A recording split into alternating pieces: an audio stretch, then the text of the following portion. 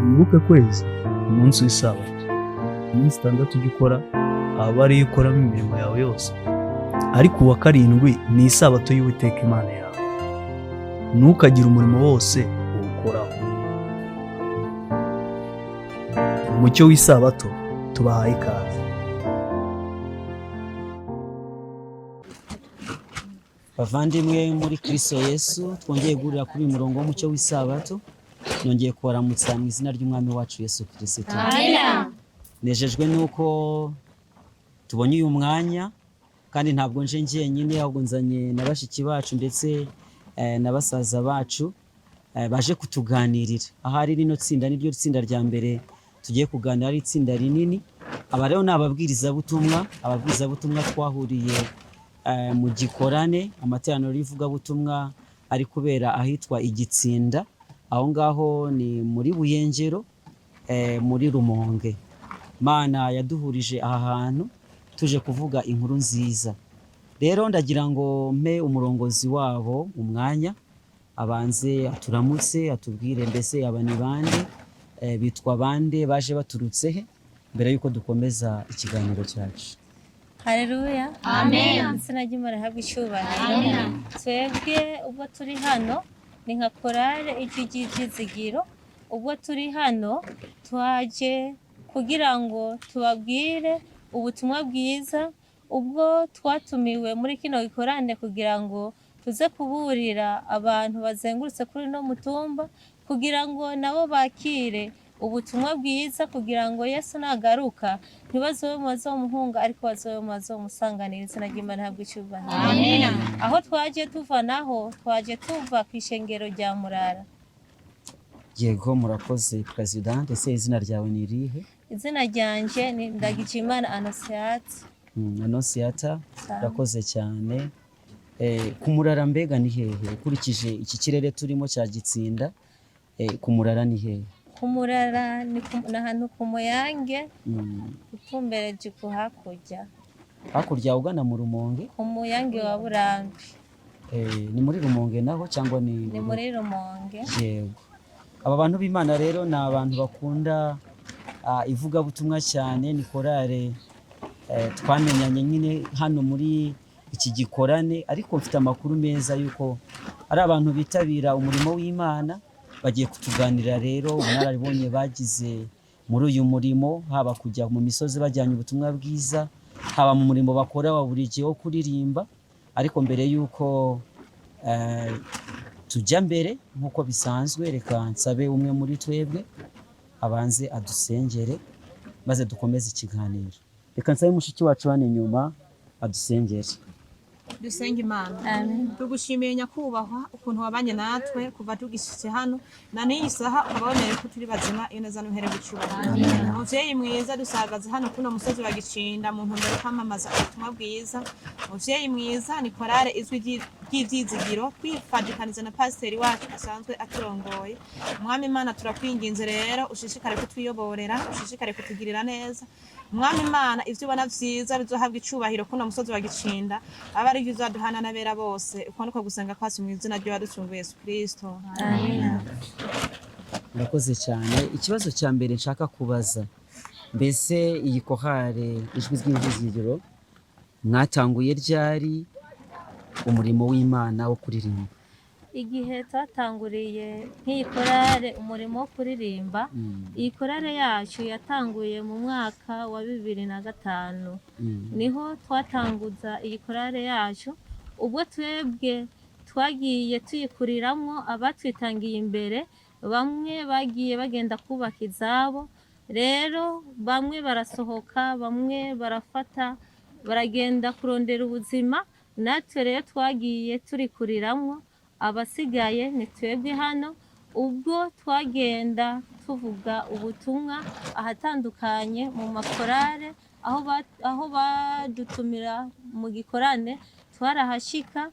Uravye twaragiye ku Muyama, turashika turahavuga ubutumwa bwiza, twaraharose abizera. Ubwo benshi bagiye bafata ingingo bakihana, ahandi twashoboye gushika twaragiye ahantu muzi turavuga ubutumwa bwiza, benshi barihana. Abagiye bihana barahari nabo bashishikara bashinga intahe kubwo ubutumwa bwiza bagiye batahura.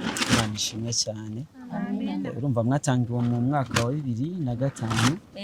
Mbese iryo shengero ry'iwanyu ukurikije amashengero mwagiye mungeraho cyane cyane hano muri Buyengero muvuze ku Muyange, rifite abakristo bangana gute? Mubona ukuri kw'Imana, ukuri kwakiriwe n'abadivantiste gute? Ahantu mwakuriye muhageranije n'ahandi, itorero rimeze riteye gute? Itorero ryacu rirahagaze neza. Ubu abizera dusanzwe dufita nabizera bashika abantu 87, naho nyene bivanye nuko bamwe bagenda bimuka bagenda mu burero butandukanye, twaba turengabo, ariko bivanye nuko benshi bagiye bimukira mu mihinga itandukanye, niyo mpamvu turi abantu dusigaye turi abizera bashika 87. Iyo ntabwo ari abizera bakeya. Reka nkuruhure Presidente, ntabwo abayobozi tugomba kubavuna cyane, ahubwo mbaze uyu mushiki wacu unyegereye nawe, mbese iyi kohare ni mwe mwenyene cyangwa hari abandi mwasize inyuma batabashije kuza? Ni korale yacu hariho abandi nyene dusanzwe turi kumwe bitakunze ko boshika hano, nabo barahari. Igihe tuba turi hafi yo muhira nabo baratuba hafi tukabonera tubanira korale. Okay. Mugeranyije igitigiri cy'abaririmbyi mungana gute? Igitigiri cy'abaririmbyi cyaraje barashika kuri 18. None Presidente, wajuzanye n'abaririmbyi bangahe muri abo 18 bagize kohare? Abaririmbyi twagiye tuzananye hano n'abaririmbyi 8, bivanye nuko abandi hariho ibikorwa byari bibafatiriye byo mu ishengero. Reka mbaze n'aba bantu baturi inyuma batuyagishe nabo. Twatanguye igikorane kuri 27 z'uku kwezi kwa gatandatu duhejeje inyuma. Uyu munsi turi ku itariki ya mbere y'uko indwi, ubwo turi gukora ino interview. Mbese mwashyitse ryari? Twebwe twashyitse ku munsi wa vendredi, ari wa gatandatu w'isabato, niho twashyitse igihe cy'isaha 9:45 twashika hano. Ego, mwagize neza. Mwashyitse ku wa nyuma w'isabato, turi butangire ku isabato. Ikibazo nyamukuru nshaka kubaza kandi mugisubize mwitonze, mbese igihe mwageraga kuri iyi misozi ndetse n'igihe muhamaze cyenda kumara icyumweru cyose, mwahabonye mute mujyanje n'andi mwagiye muvuga ubutumwa? Abantu baho mwabonye barabakiriye bate? Niki mwabwira abantu uko mwabonye ino misozi twaje kuvuga ubutumwa bwiza? Mu by'ukuri tumaze kugera hano hantu twarahishimiye, haba ahantu hatunejereje, tubonye ingene hano hantu hifashe, ndetse mbere n'abantu baho n'abantu babagwa neza, n'abantu bakira neza, ndetse mbere niyo muri ko muraganira barakumviriza kandi batuje, hama akakubaza ikibazo kandi batuze, hama natwe tukabishura mu mutekano ntangere kandi tubanezererewe. Yego rwose murakoze cyane. Ibyo bahamya aba baririmbyi nanjye niko nabibonye, kandi n'abandi dufatanije tuzagira umwanya wo kuyaga nabo barabihamya gutyo. Hari abo twageze bakadupfunyikira bati mutware ibiharage byo guteka, abandi bakaduha imisigati cyangwa se ibisheke byo guhekenya. Twagize ibihe byiza, abantu b'Imana baduhaye kaze na karibu, tugirana ibihe byiza. Twanyuzwe no kubona abantu b'Imana baza. Mbese mu materaniro ho mwabibonye gute? Ese uretse kuba mubasanga mu ngo zabo bakabakira, abo mwagiye kurarika bitabira irarika cyangwa birangirana no kubakira gusa? Mwabibonye gute ko mwagezeho? Mu by'ukuri ukuntu twabibonye ni ibintu byiza kandi bihimbaye cyane. Baritabira, ndetse n'ijambo ry'Imana niyo ritanguye kuvuga tutaranashika ni mu mihani wabo, baba bamaze kugera hano, ndetse niyo tumaze kubasanga mu mihani wabo, mu by'ukuri turabaha rendezvous ya tuza gutangurira, kandi ntibatubesha, baragerageza kuhashika ku mwanya. Abantu ba hano ku musozi wa Gicinda n'abantu bahaye bagwa neza, ivuga butumwa hari rikorerwa hano ku musozi wabo. Amen. amina cyane, Imana ishimwe cyane. Amina. Sinzi undi naha ku mikoro, mu mpera umushinga nahe umwe mikoro nawe ngira icyo mubaza. Mbega wowe witwa ndi umushinga ntahe? Irakoze Bali Fabrice. Ntabwo nakumvise. Irakoze Bali Fabrice. Fabrice rero nawe uri umwe mu bagize uyu murwi wa Kohale ijwi ry'Ivyizigiro. Mbese wagiye muri Kohale ryari? Je nagiye muri korale aho baheze mu imyaka 3.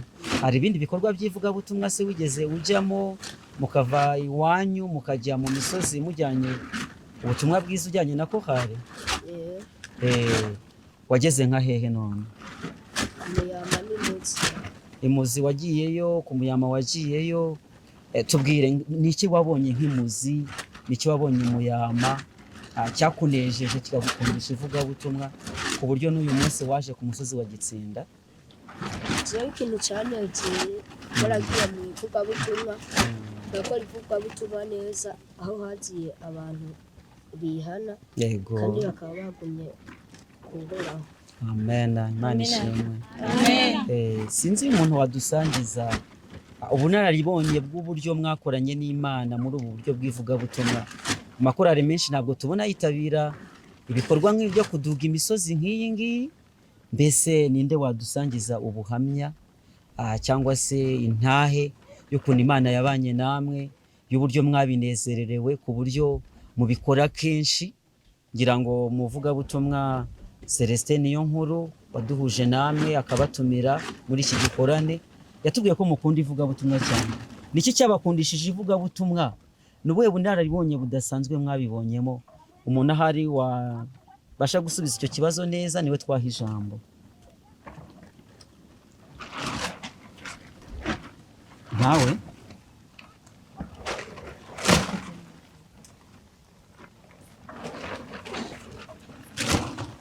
Imana yacu nihabwe icubahiro. Amina. Twebwe nkakorara ijwi ry'ivyizigiro nkuko turi mu rugendo rwo kuja mu ijuru, kandi tuzi neza ko dufise inshingano nkuko tubibona muri Matayo igice ca 28 guhera ku murongo wa 19 havuga ngo nuko nimugende muhindure amahanga yose abigishwa, mubigishe kwitondera ivyo nabageze vyose, umve ndi kumwe namwe gushika ku muhero w'isi. Imana yacu nihabwe icubahiro. Amina. Natwe twatawe yuko nk'abakorarisi dufise iryo shingano. Impano Imana yaduhaye ntitwashimye kuyicarika, nubwo Imana yaduhaye impano zitandukanye. Hari abashoboye kuririmba, kubwiriza. Twese nta muntu n'umwe ari hano adafise impano Imana yamuhaye. Ico twotumira rero izindi korari nuko bawumenya yuko dufise umurimo umwe, turi ku rugendo rumwe ruca mu ijuru. Bararikirwa ivugabutumwa iyo babatumiye, bumve yuko bagiye ku murimo wa Kristo, atawundi bariko barakorera, yuko twese turi ku rugendo rumwe, twese tuzohemberwa ibyo twakoze. Imana yacu nihabwe icubahiro cyane. Amen. Reka umpere mikoro Presidente, tugera ku musozo wacu mu kiganiro twari dufisanye, ariko kandi muraza kuturirimbira, nibyo? Yego, turabaririmbira. Presidente rero wayoboye iri tsinda, ese iyo mugeze aho mukorera ibikorwa muraririmba gusa cyangwa hari ibindi bikorwa mukora? Mumaze kutubwira yuko mwagiye mu mihana hano, nibihe bikorwa byihariye wakundisha abantu babaririmbyi nkawe, babaririmbyi nkamwe, byiyongera ku murimo wo kuririmba igihe mwaduze imisozi nk'iyi ngiyi? Nakahe karyo wabatera, nakahe kamo wabatera kugira ngo ubakundishe umurimo w'ivugabutumwa?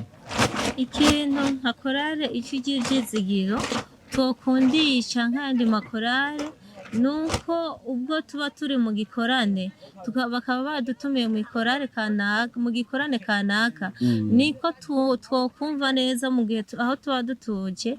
Iyo baturarikiye ahantu hose, yaba bavuze ati gende muzane nk'ikanaka ahantu kanaka canke igikorwa cyaco cyose, niko twokumva ko twama twiteguye, atabwo twogenda ngo tuvuga ati aho hantu ntitwagenda, ahubwo nuko twari dukwiye umwanya wose kwama tugavye, tukumva igikorwa cyose badutoreye ko cyose dutegerezwa kugikora, kuko tuzi turi uwo dukorera, ko tuzi ibyo tuba turiko dukorera tuzobihemberwa n'Uwiteka. Amen. Murakoze cyane, ngira ngo abantu b'Imana bari ku mucyo w'isabato barabona yuko nsa neza. Aba bantu rero banyitayeho, bajya kuvoma amazi, bakajya kuzana inkwi, bakajya mu gikoni bagateka, bagategura amafunguro. Biranejeje cyane, kandi rwose uno murimo ntabwo wari gukunda iyo nzamuka jyenyine bano bantu bataje. Turabashimiye cyane, Imana ibahe umugisha. Amina. Mucyo w'isabato wateguye iki gikorane, turabashimira yuko mwitabiriye irarika. Abantu benshi nta nubwo bakunda kuzamuka ino misozi baje, kubera yuko bisaba ingufu nyinshi, bisaba umwanya. Tumaranye nabo icyumweru cyose, ndetse nicyo tuzamarana gusa, kubera yuko ku matorero y'iwabo naho hari ibikorwa bagomba kwitabira. Ariko kandi turabasaba mu mucyo w'isabato muzadushimirire ishengero ry'iwanyu, yuko bemeye kubohereza kugira ngo muze kudafasha muri iki cyumweru. Muzababwire muti mwarakoze, Imana ibahe umugisha. Amina. Reka rero nk'uko twabisezeranye, tubaha umwanya twe kugenda bataturirimbiye, baturirimbire akaririmbo kamwe, nyuma turaza gusoza n'isengesho. Amina.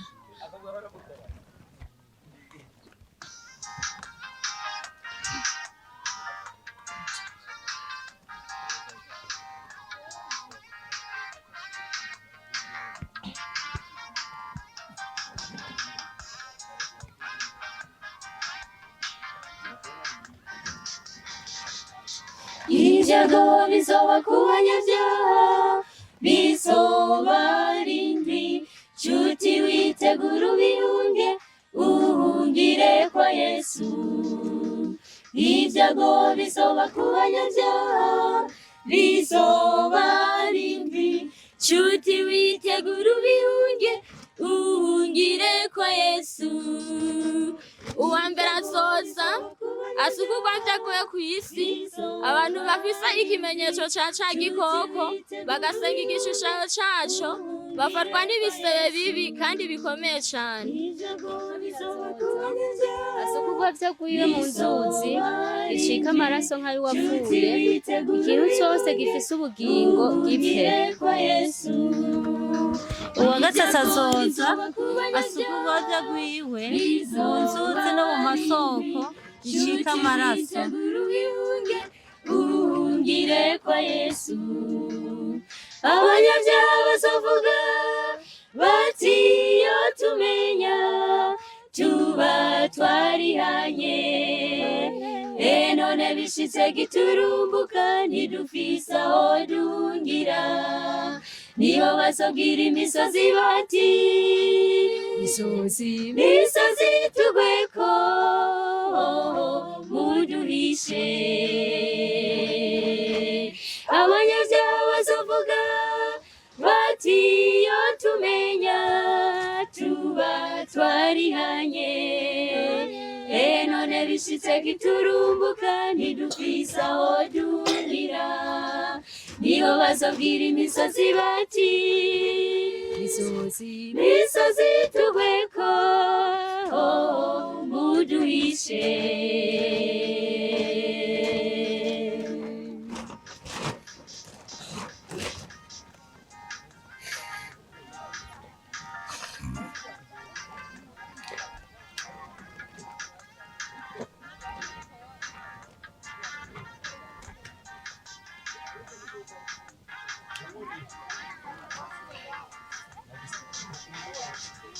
Ibyago bizoba ku banyabyaha, bizoba rindwi. Nshuti witegura ubihunge, uhungire kwa Yesu. Uwa kane asukugwa vyaguye ku zuba, rihabwa kubaburisha abantu umuriro. Abantu babagugwa n'indugumba nyinshi, baragota ku Imana igaha ivyo vyago, ntibihana ngo bayizere. Uwa gatanu azoza asukugwa vyaguye ku ntebe y'ubwami ya ca gikoko, ubwami bwaco bucura umwiza. Uwa gatandatu azoza asuke urwaguvye rwiwe mu ruzi runini Efurate. Uhungire kwa Yesu. Abanyabyaha bazovuga bati iyo tumenya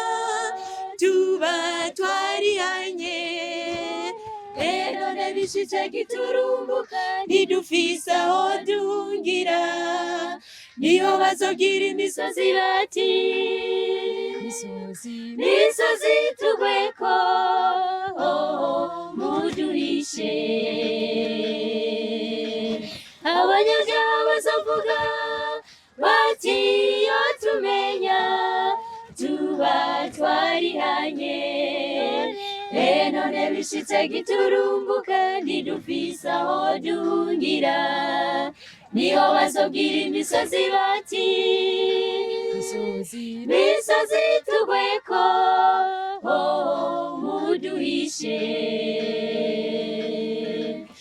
ibyago bizoba ku banyabyaha bizoba ari indwi nshuti witegura ubihunge uhungire kwa Yesu uwindwi asuka urwaja rwiwe mu kirere ijwi rirenga riva mu rusengero kuri ya ntebe rivuga riti yuru karabaye kwa Yesu Inshuti bakundwa, ibintu mwibaze ngo ni ibikino niko bizoba ku bantu batigeze kumvira. Turatumirira rero abantu bo kuri uno musozi wa Gicinda kugira ngo bahunge uburake bw'Imana. Bantu b'Igicinda, bantu b'Isonga, bantu bo mu bicungararo muhingurikiye kuri uno musozi wa Gicinda, turabahaye kaze kugira ngo muhunge ibyago, muhungire kuri Yesu. Bati iyo tumenya tuba twarihanye none bishitse giturumbuka ntidufise aho duhungira niyo bazobwira imisozi bati misozi tugweko muduhishe abanyabyaha bazovuga bati iyo tumenya tuba twarihanye none bishitse giturumbuka ntidufise aho duhungira niyo bazobwira imisozi bati misozi tugweko muduhishe